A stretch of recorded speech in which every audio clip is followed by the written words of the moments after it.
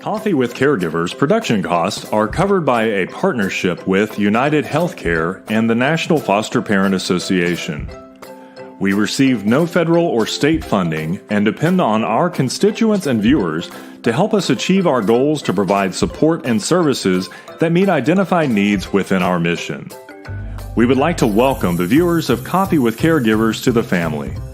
The National Foster Parent Association offers several membership opportunities for individuals, child placing agencies, and state and local affiliates. You can join today or donate at nfpaonline.org. Well, good morning, everybody. Welcome to Coffee with Caregivers.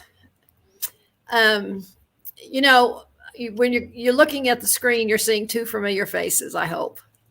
Because each of these wonderful ladies has done another episode of Coffee with Caregivers on specific topics that were near and dear to them and to foster care in general. I am winding down my time with NFPA this month, and I wanted to make sure that we highlighted something that's really, really, really important to all three of us that are on the screen to you right now.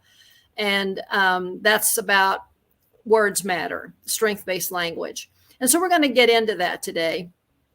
But before we do, I wanted to show you my cup. It's Make Today Count. It's little bitty writing on there, so it's hard to see. And because the weather's chilly, instead of coffee today, I've got some nice spiced hot apple cider in here. And it's just delicious. And so I'm enjoying that and will enjoy it as we talk. I've known Eileen Pasztor. We were just talking earlier that probably since we were before 30 years old. So Lord knows it's been way more than 40 years that we've known each other and grown to truly respect each other and to love each other as well. Eshele came into the picture a number of years ago through Eileen's introduction, and Eshele, you just have a place in my heart. That's all I can say. For some reason, you just clicked immediately with me and what you stand for and who you are and your ability to help other people and your desire to make things better is so genuine and so real. And I truly appreciate our relationship as well.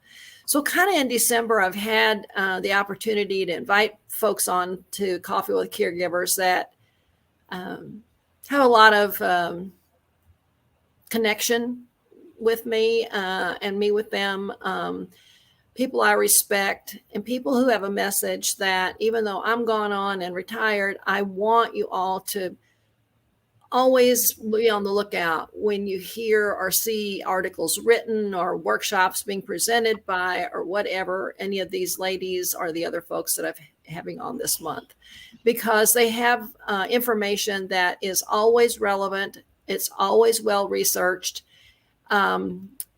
It's new when it needs to be. They have history that is so incredibly important so that we know where we've been and we don't have to go back there. We want to move forward, so we have to understand our history as well. And we need to appreciate all of the people who worked so darn hard over the last 50 years for NFPA to get it where it is and to help move NFPA forward in the next 50 years. So that said, I'd like for Eileen and Eshele to each introduce themselves briefly, and then we'll really get into the subject matter that we're dealing with today. Eileen, you want to go first? Sure. As the senior citizen in the group, I would think that would be. So when I'm with Irene, I get to say that because I'm older than she is. I have to remind her of that. And having Irene as well as Eshele makes me mindful of the importance of intergenerational relationships, how important history is as a foundation for the president going forward. So I met Irene before she was 30. I was a little bit there myself, and there was a training program called Nova training, and it came out of the behavioral sciences department at a university in Fort Lauderdale. We were training foster parents to be mental health workers. Think of that. That was in the late 70s. And Nova became something called MAP. And MAP, over the years, I had the privilege also of being a developer of that, and then a program known as Pride model of practice, as well as kinship projects. But over those years, when you meet someone and you realize you want to know them for life, well, Irene was that person. I wanted to know her for life. And many years later, I had the privilege of meeting Eshele. She is someone I wanted to know for life. And if you saw a man walking behind me, that's Andy, I wanted to know him for life as well. So I tend to have people around me that I want for life in some way. And I think all of us do. That's what permanency is. And I think we're going to talk a little bit about what that means. And so it's about relationships. So that is a little bit going backwards. And the information that we're going to bring to you today has evolved a lot because of relationship with the Child Welfare League of America. And that is one of the founders of the NFPA. We've talked about that before.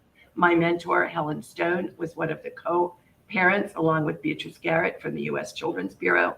Their vision was the NFPA. And all these years later, here is the NFPA moving on. But for the present, we're going to talk about strength-based language. I am by profession a social worker, my MSW, DSW, social work. And also I am a foster and adoptive parent of children who are now adults. We're still supporting them because of their unique challenges. And I come to you from Long Beach, California, where I'm on the faculty at the School of Social Work at California State University. So there we are, and my colleague, Eshele, Dr. Eshele. Good morning, ladies, and thank you so much for having me.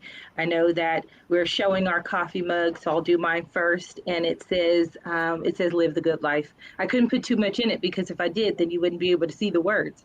But, as we are really endeavoring to do just that, to live a good life, we, lend ourselves to foster care and adoption and the work that we do to ensure that other people can live a good life as well.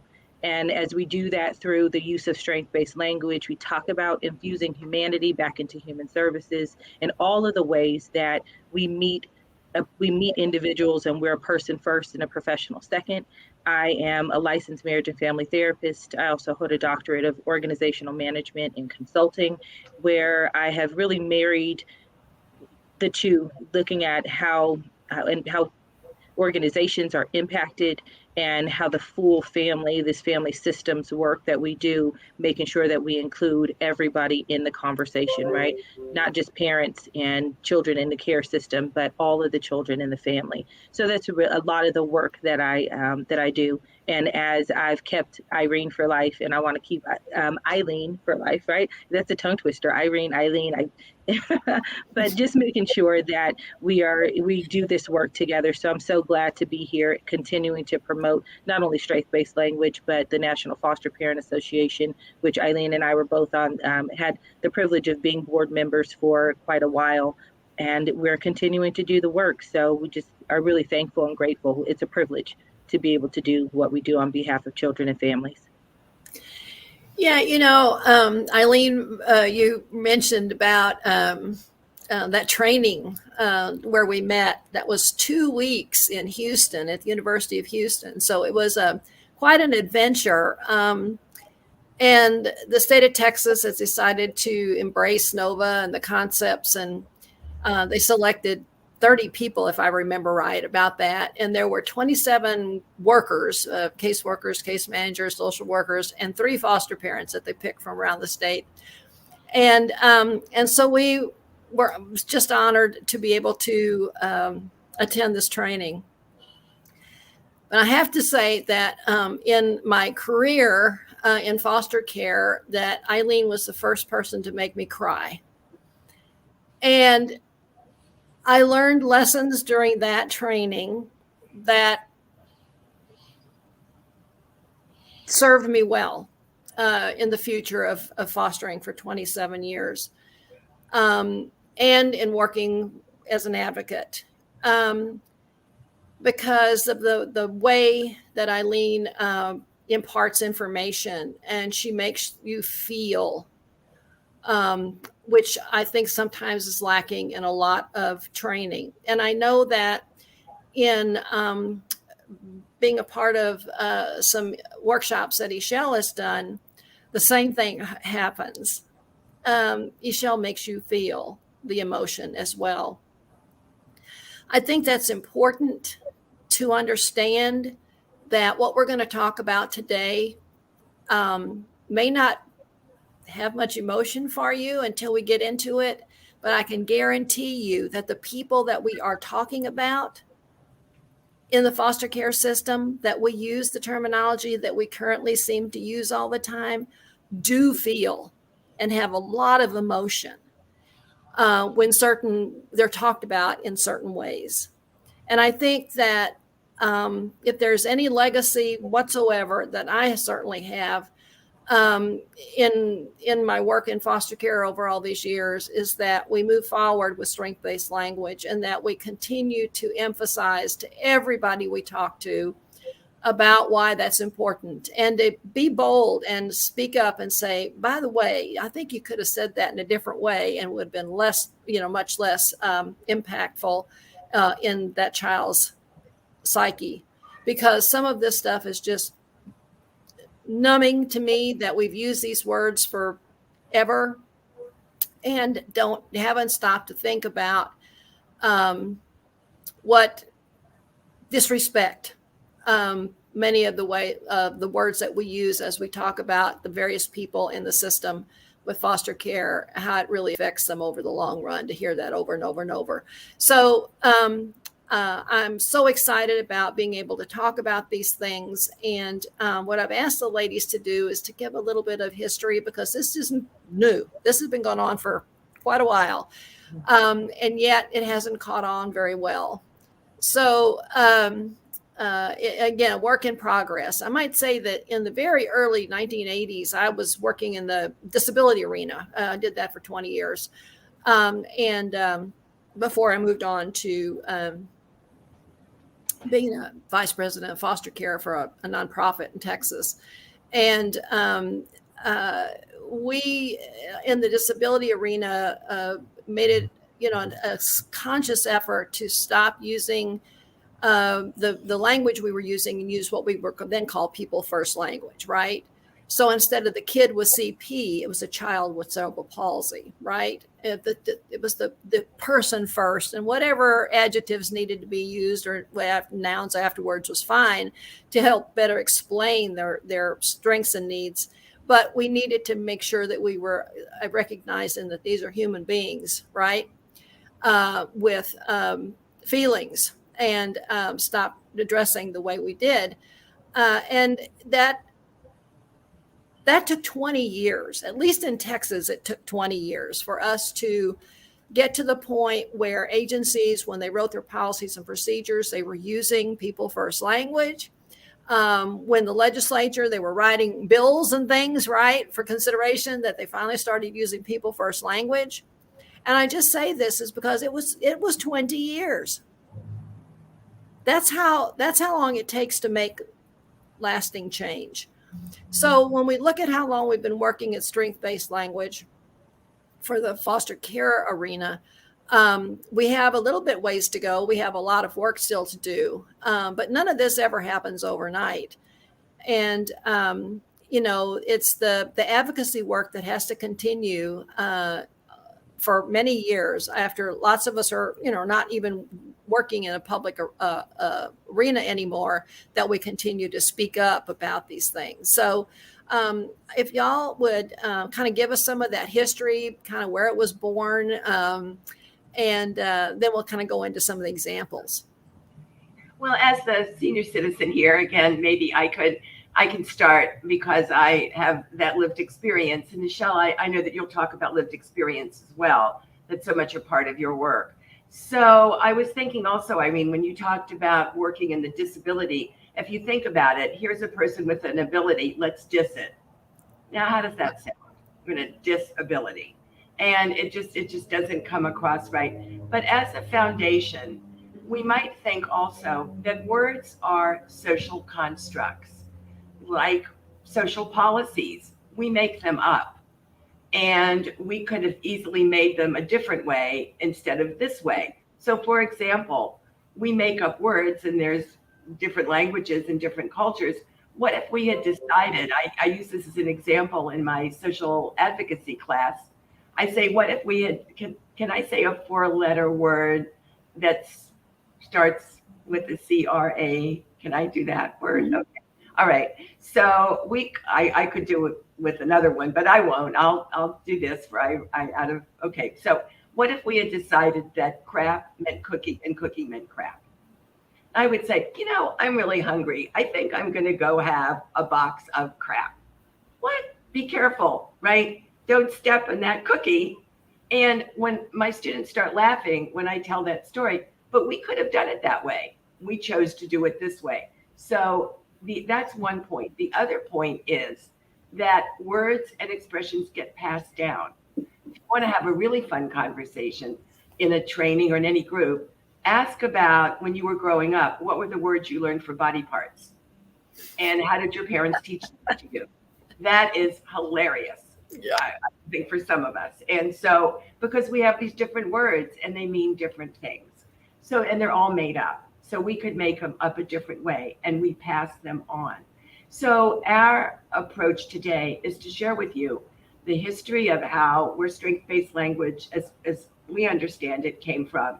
And then some of the most salient words and expressions, not only well, in foster care, I know, Eshele, you also are going to talk about a program that is near and dear to your heart as well. And so we'll come back to that. But let's just go back in history a little bit.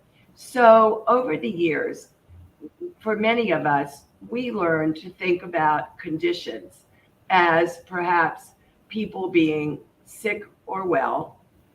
And we call that a medical model. You're sick or you're well. There's also, we've heard over the years, that people can be good and people can be bad. That's a moral model.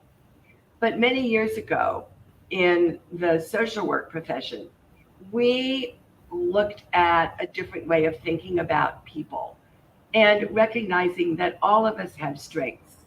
All of us do. But all of us also have needs.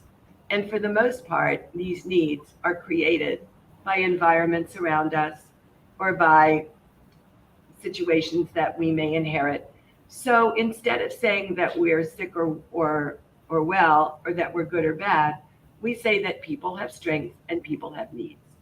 And our responsibility is to identify strengths and build on those, and identify needs and build on those. And let's make a commitment, Eshele, help me, that we will talk about the Trader Joe's question at the end. That's a way of identifying needs. So let's not forget that. And we just gave a shout out to, now we have to go ask them, right? Because we just mentioned them. Okay.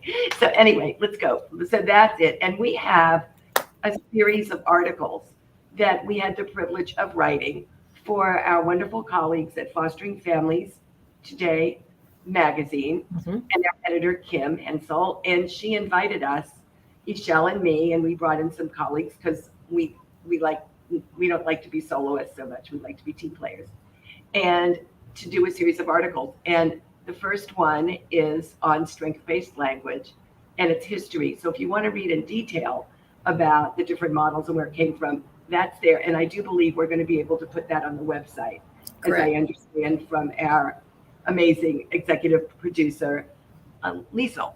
So we'll go with that. And then over the years, we started thinking about how can we get the word out better, in addition to what we have done at CWLA, the NFPA, and the far reach under Eileen's leadership that we could have. And so Eshele and I created a chart, and we said, instead of these words and expressions, how about these? So I understand that we could share some of those with you. So Eshele, if we can take a look at the chart, you could talk a little bit about some of the words that most stand out to you and that we want to be most mindful of sharing with our colleagues and friends.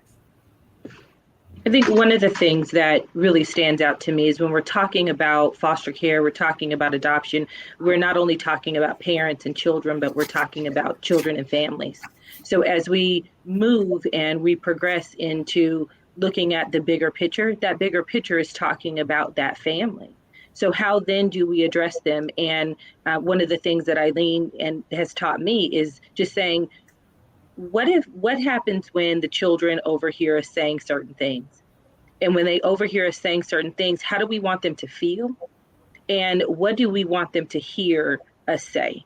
And even if there is a challenge, so Eileen, you talked about strengths and needs. So instead of saying that there's something wrong and characterizing it as something being wrong, then we talk about the challenges, because all of us have challenges, no matter what arena, we sit in and from what perspective. So if we can talk about something as being a challenge, then I can ask you, are you up for the challenge? And most of us would say yes. And these are the things that we're going to do in order to move forward in talking about, right, our needs being the challenges that we face on a regular basis.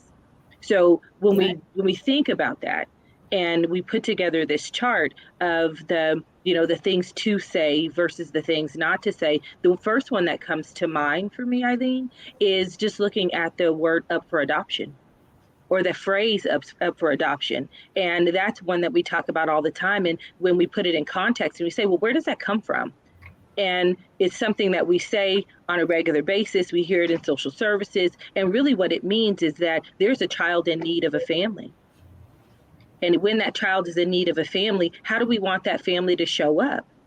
And if you look at videos such as the orphan trains, and we get a little bit of history about where the phrase up for adoption comes from. And what we know is that when the children were trained out west, and there were families, right? They would go to the towns and flyer the towns and say, there's children that are coming and we need families, or we need parents for these children, because they were not attached to anyone. But what we see in those videos is that when the children came out on the platforms, the train platforms were up and the people were below them. And that up for adoption was the children being up on the platform, the townspeople being down below, which is why we say the phrase up for adoption, because the children were literally up on that platform. And most of us don't know that. When we've shared that with other people, they go, oh my goodness. And they're so shocked and surprised that that is where that expression came from. So we think about, why do we use the language that we do? And most of the time it's because we inherit it from someone. And it doesn't mean that it's the best use of the language. We've just inherited it and we continue to use it in that way. So as we're talking about this, and most of the time when we share, people are very shocked and surprised. And we say, what was the thing that you most walked away with from this training or from the time that we spent together? And it's always the use and talk about strength-based language. And what we know is people point out, it doesn't feel comfortable to use maybe some of those older expressions, but they just don't have anything to replace them with. So that really is what we endeavor to do and do on a regular basis, is provide an alternative to the language that we've been using for so long. So Eshele, let's go with 2 right now. Instead of, I think on my low-tech flip chart here, so I don't think Eileen would recognize me without being attached to a flip chart. That's for sure. Instead of problem solving, we say solution seeking. I don't want to solve a problem. Let's seek a solution here. And that just, it kind of works better. Yeah, it could be a problem, but let's find a solution and let's go seek it as a team. That's one. So Eshele, instead of up for adoption, then what is our alternative? And it's also a really good idea, ask the children. Always, we can ask them as well. But what are we suggesting instead of a child being up for adoption? What are we saying? Well, I know that there are a lot of people that talk about children being legally freed and, not being attached to, a significant individual. But just really thinking about it and saying this child is in need of a family. That's right. Ready. And of course, we also have to think about freed. This child is freed. That kind of gets us over to Eshele. How about emancipating? We've talked about emancipating. That has a lot of connotations for a lot of people with historical implications. that might take us over to aging out. Maybe that's Right. which is another egregious expression. I've done a lot of research on where these words come from. As Eshele pointed out, we can tell you where Up for Adoption came from, and we even got the media to start using that. But Eshele, could you say a few words about, and I've never found who created aging out. And could you tell us why that is an expression we would like to change and what we would change it to? Sure. So when we think about aging out, the context in which we usually say it is when a youth or a minor has gotten to a point where they are now 18 years of age and they are going to be separated from the care system that they've been a part of for so long. So they're in a family and they are now, now they're going to age out of foster care. But what we know about children that age out, and they usually are not connected to at least one person that cares about them, that's intended to be in their life for a lifetime. And they usually, when they age out, there's usually no support, no resources, and they age out to homelessness most of the time because they don't have that continued support. So when we think about that aging out, what we really want to say is that a child has now transitioned, and we want to think about what is on the other side of the transition. And hopefully it means there's meaning to that transition. Are they transitioning to college? Are they transitioning to independent living? Where are they transitioning to? So as we think about that aging out as another piece, and that really just means that they've grown to a point where now they either need to be connected to a family forever, or they need to figure out what comes next in their life. So we want to make sure that they're transitioning really well. Well, and now, of course, we have to think about the word transition, which also means other things to people. One of my students asked me if I'm going to be teaching next year, and I said, well, I'm thinking about a transition. And she stopped and she said, Dr. Pasztor, she says, are you going to change your gender? And I know that's a big wow, isn't it? I mean, and so these words, but I think let's just back up and I think all of us who are watching, let us make a commitment to age out, the expression aging out, because what we want is not to use an expression that we would not use for children who are born to us. And I don't think any of us would. I know that with Eileen and the children that you are still taking care of, even though they're way over 18, my daughter and our daughter who joined our family in that status, and our son who joined our family in adoption status, nobody ages out. And so what we're saying is that, you've done your job well.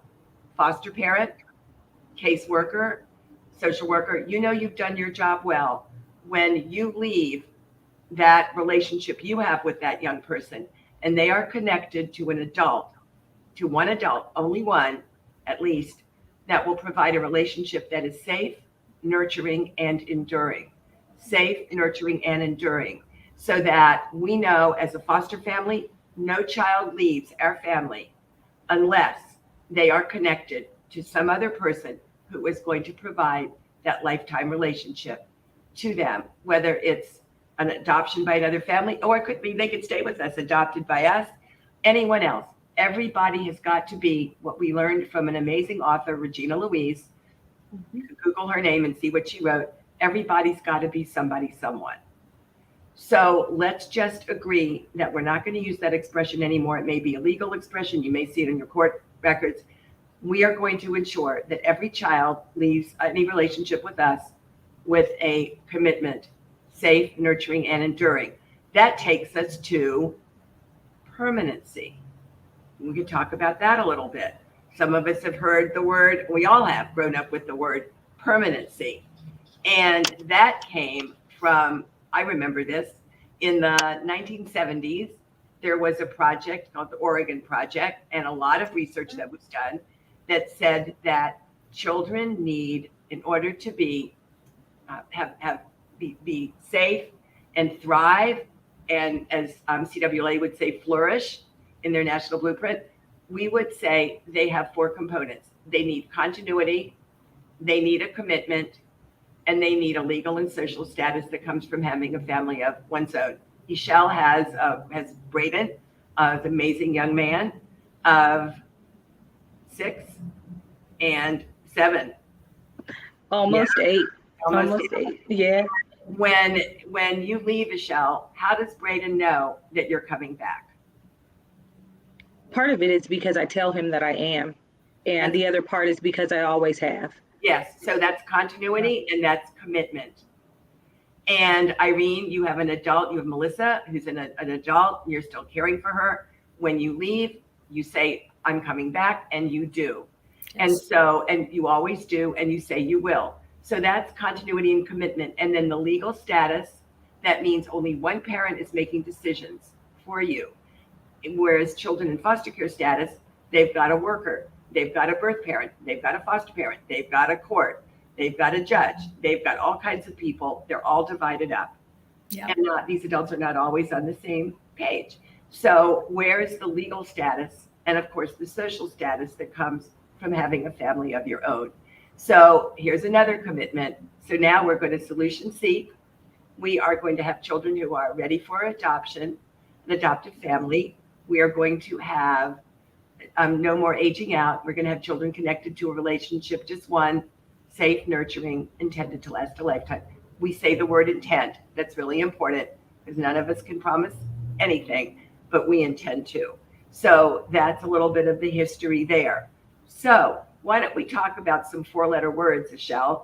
We have a 4-letter word that starts with H, and we have a 4-letter word that starts with a C. Wanna go for that?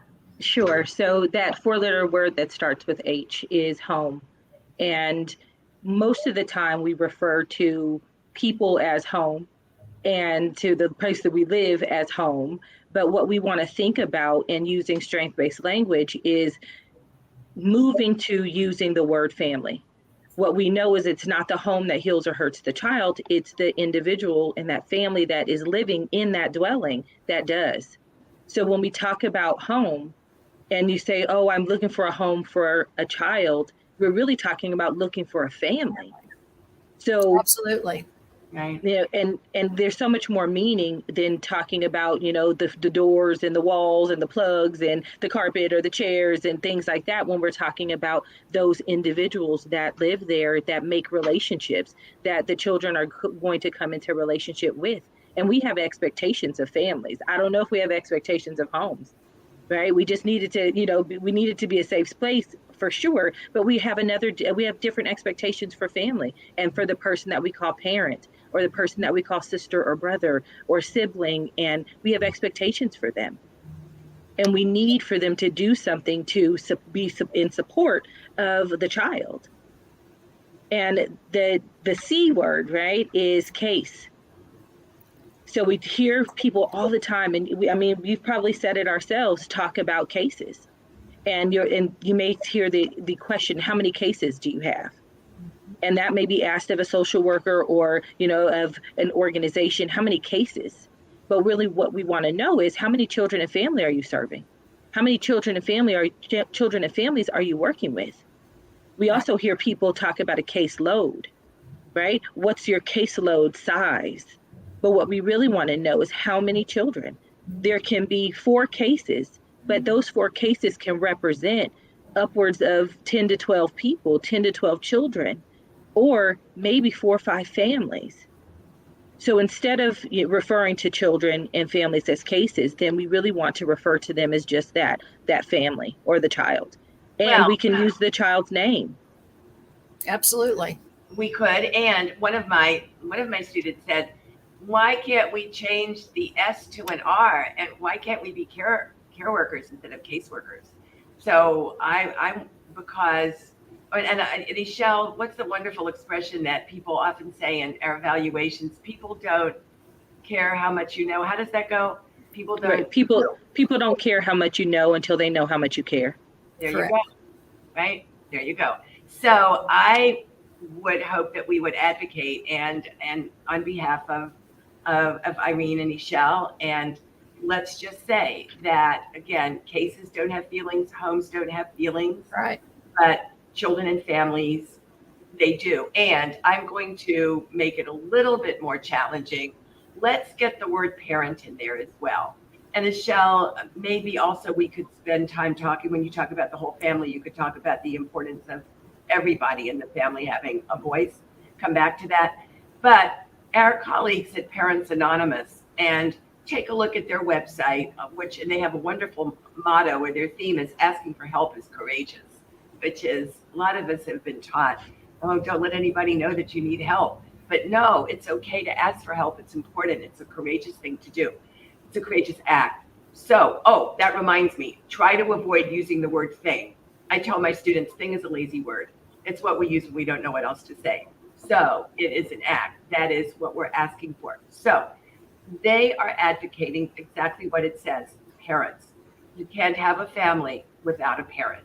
So it could be a parent by birth. It could be a foster parent. It could be an adoptive parent. Could be a grandparent. Could be a godparent.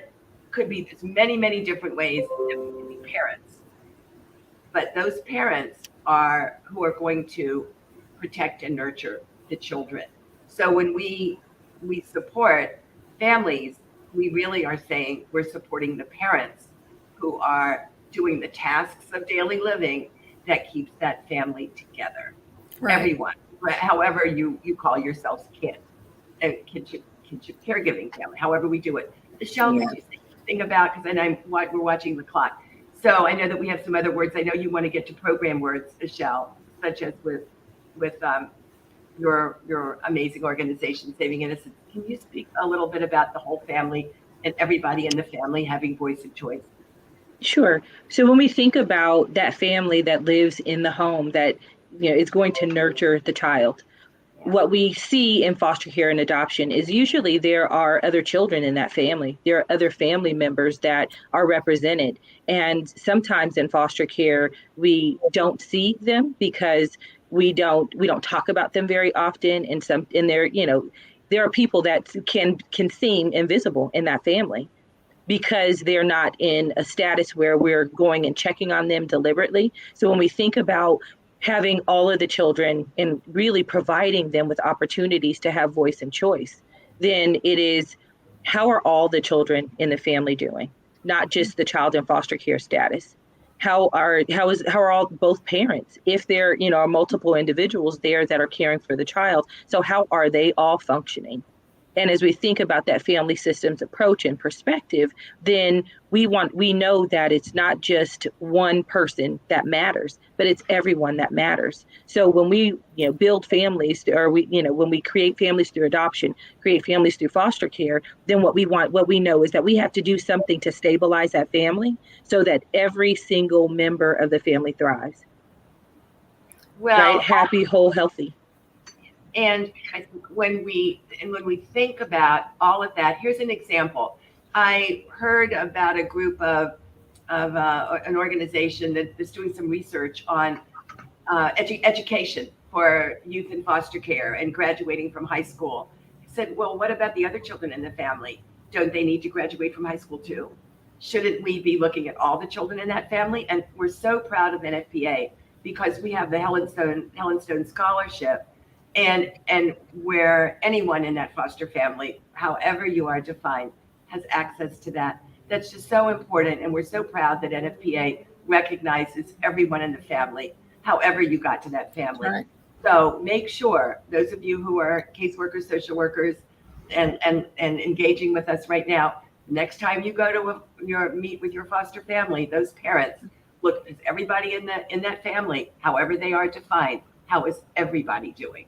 And that's going to be just so important. And make sure you take a look at some of the articles that Eshele has written. They're certainly in Fostering Families Today or in the Children's Voice with CWLA, where she talks about what it's like to be the birth child of your family, fostered, adopted, and kinship care. Yes, Eshele? Absolutely. Yes. And before we talk about CSEC, because we are watching the clock a little bit, right? Might be a good time to talk about, just mention something about, but mommy, your last name isn't Foster. Could you say yes. So, and then we'll move on to other words. Yeah, so I had the privilege of writing a book based on my experience being in a family that fosters. And one of the things I know is that we don't often talk about what a foster family is. They're just here. So it's almost as if they miraculously appeared, and we don't have conversations ahead of time about what it means and what the responsibilities are of a foster family. So I had the privilege of writing a book, but Mommy, our last name isn't Foster. And Irene and I had an amazing conversation about, the little boy in the book representing my son, and him coming home to me and saying, people were making fun of us for being a foster family because he didn't understand what that meant. And the book really explains what foster care is, and, explains what it means to be a family that fosters. So as we think about opening, our hearts and our homes, right, to children that need our love and care and that really need support from us, then we also have to think about explaining what a great responsibility that is, not only for the parents that are taking care of children, but the children that are already there. So as we think about that, one of the things that comes up for me, Eileen, and this is a word that we use all the time and that we hear all the time, is placements. Yeah. And talking about a child as a placement. So, I would look at it on Facebook and it infuriates me all the time. And you say, looking for a home.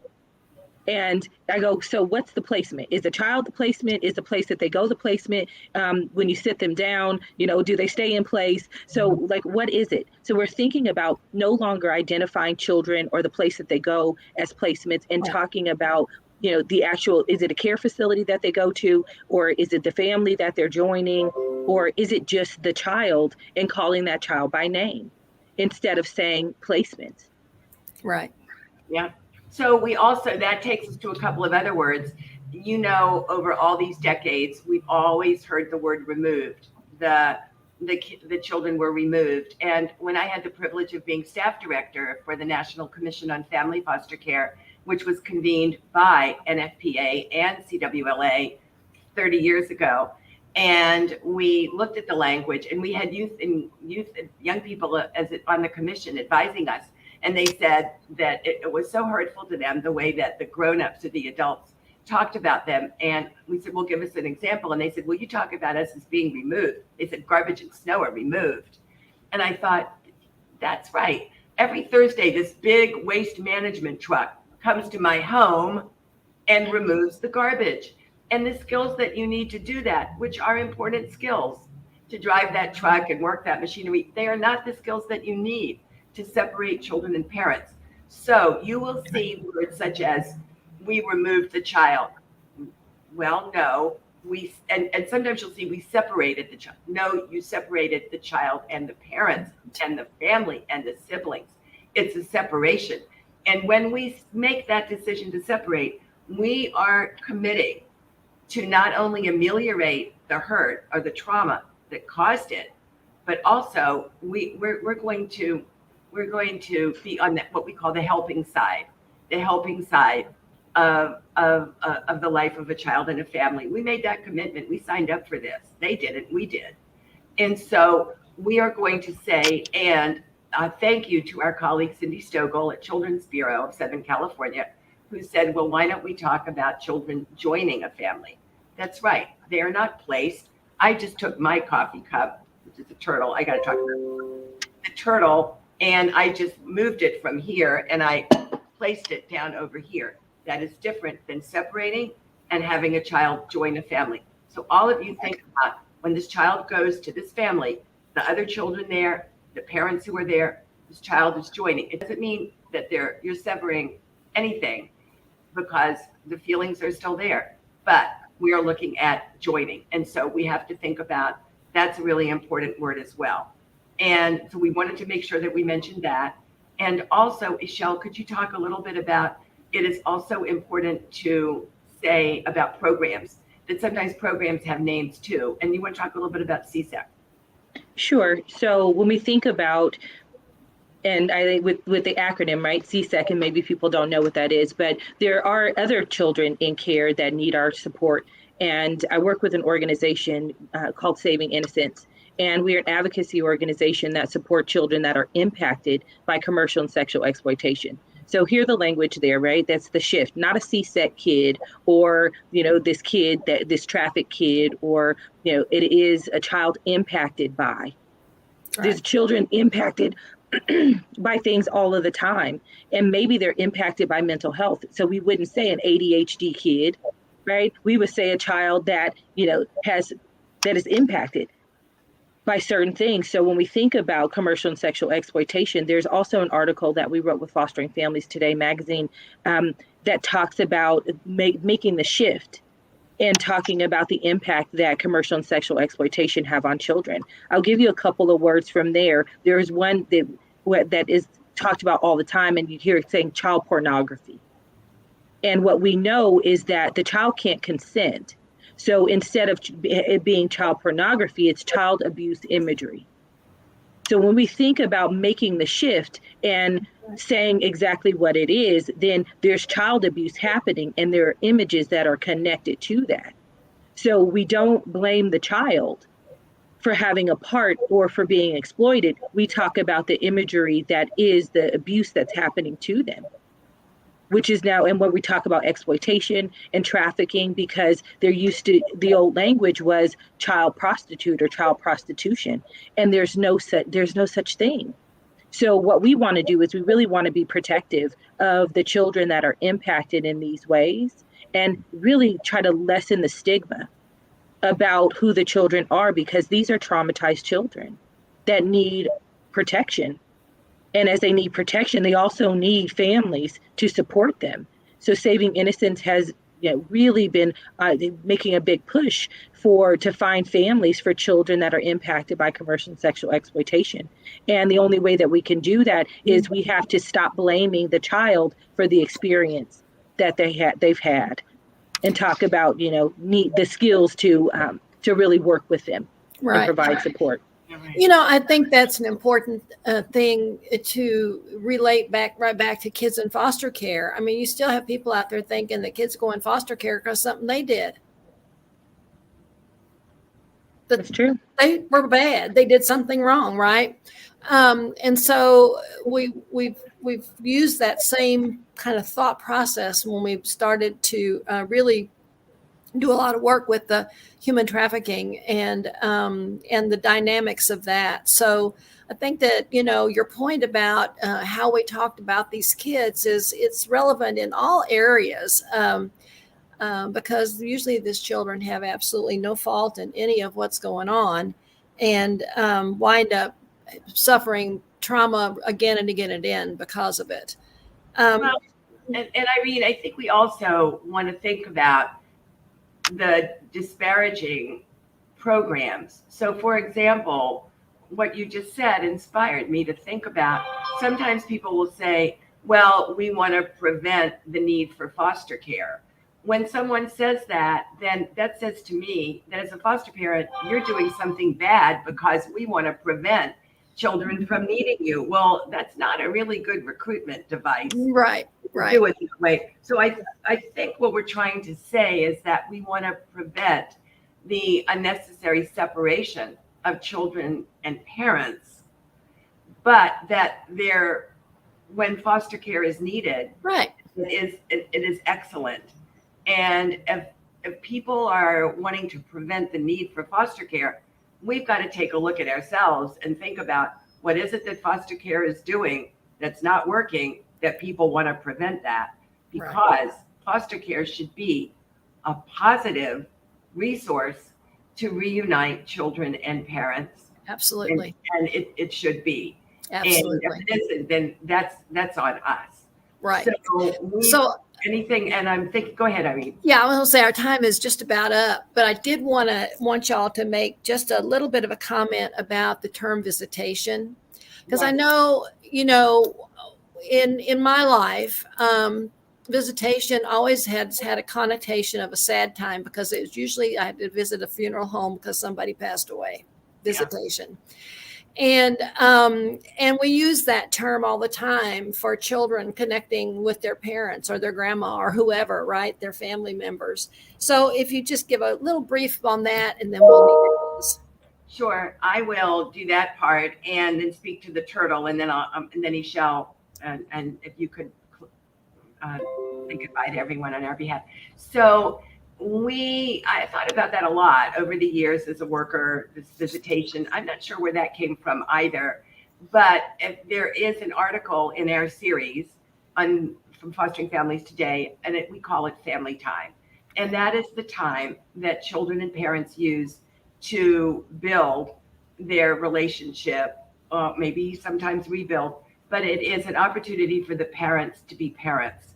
And that is a responsibility that we as foster parents, and the word resource parent, we came up with that in 1980, was the original use of the word resource to show that foster and adoptive parents actually are resources to children and their birth parents. Right. And that was used in the MAP program when I first had the privilege of writing that in the 80s. It went away, it's come back. So we should think about that too and how we want to be called. But importantly, that we are a resource to the children and the parents as they are strengthening their relationship so that the parents have the safe, nurturing, and enduring relationship, or we're able to make another plan that will work for everybody in the family. So I'm really glad you mentioned that. And then I just wanted to just end by showing I've got a turtle pin and I've got a turtle here.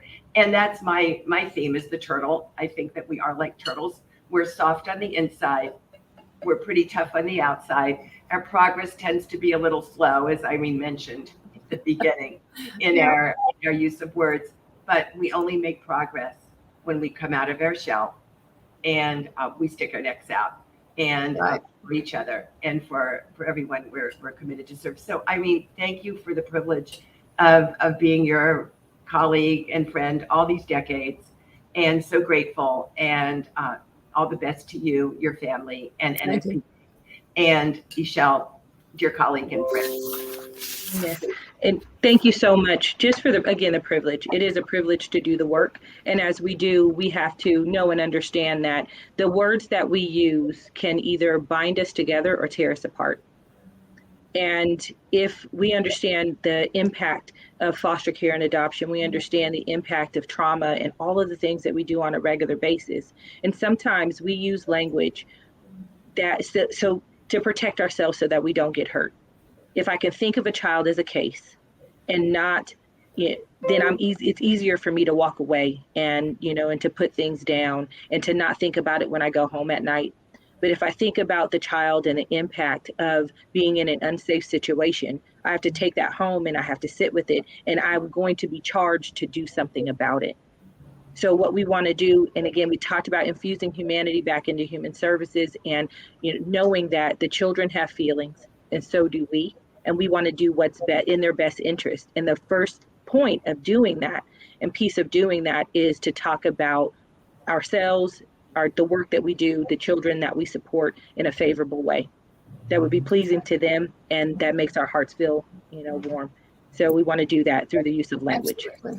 Absolutely. Thank you. And thank you, everybody, for being a part of this program. Again, thank you to these wonderful ladies and for their wisdom and for the love that they have for all the families, children and families in this country and around the world, actually. It's always a pleasure to visit with you, and we'll see you next week. Bye, everybody. Bye, everybody. Bye-bye. Hey. This episode is brought to you in partnership with our friends at United Healthcare. For more information about United Healthcare, please visit www.uhc.com.